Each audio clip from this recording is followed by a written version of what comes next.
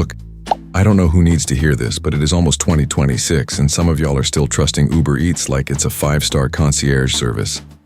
And I'm not judging you, but I am absolutely judging you. I'm judging you spiritually, emotionally, financially, and nutritionally. Because have you ever actually looked at the people delivering your food?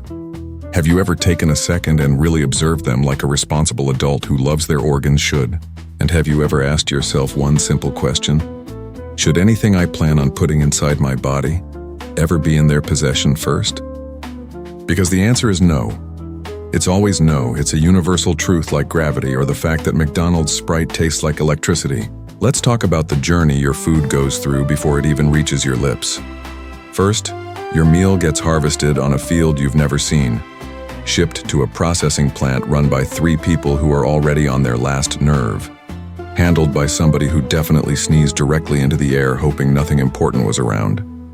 Boxed, frozen, tossed, unboxed, microwaved, grilled, flipped, dropped, picked up again, and then cooked by someone at Chipotle who is 1 burrito away from quitting mid-order.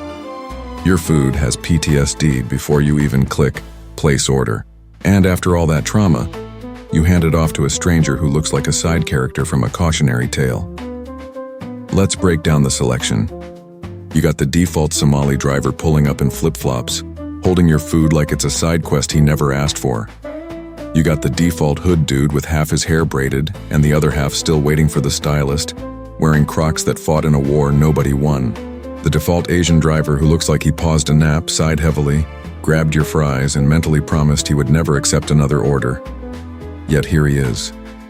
And of course, the default white driver with stringy wet hair, pale skin, boots that have seen tragedies, and an outfit that screams, "I've been through something I'm not ready to discuss." And these are the people you trust with your dinner. Let's be honest, the inside of their cars look like side missions. Crumbs, wrappers, mystery stains, old receipts, air fresheners that died years ago. And you're in the backseat of your mind thinking, yeah, this guy can definitely protect my pizza safely. Meanwhile, your food is in the backseat losing the will to live. And then, after all this chaos, you're expected to tip.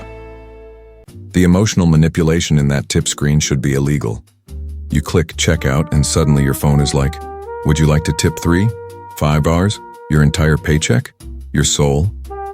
Let's talk about this tip culture real quick, because it's gotten out of hand. Tipping was originally supposed to be optional appreciation. A little thank you for good service. Not a subscription plan. Not a tax. Not a demand backed by emotional guilt. Not a requirement just so a guy named Dirtbag Daniel in a tank top will hand you your cold fries without attitude. The real problem is the corporations flipped the script. They basically said, hey, instead of us paying our employees a living wage, what if you, the also broke customer, just handed them extra money out of the kindness of your empty pockets? They want the poor tipping the poor. They want broke people supporting slightly broker people. Meanwhile, the corporation is sitting back eating off profits like, this is working perfectly. Imagine going into a store, buying groceries, and the cashier leans forward like, so, you gonna tip me for ringing that up? You know I'm underpaid, right? No, I'm not. I'm barely making it myself.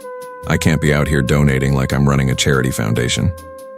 Companies should be paying these employees enough so they don't have to pressure customers. That's their job, not ours. But instead of doing that, they add more guilt buttons on the screen. They give you that 15%, 20%, 25% menu like it's a math pop quiz. If you hit no tip, they hit you with that passive-aggressive confirmation like, are you sure? Really? You monster? It's crazy. So here's where I'm at with it. Maybe we need to start cooking again, or at least go back to the ancient tradition of picking up your food yourself. Because Uber Eats feels like gambling with your digestive system, and the house always wins, and the house is always dirty.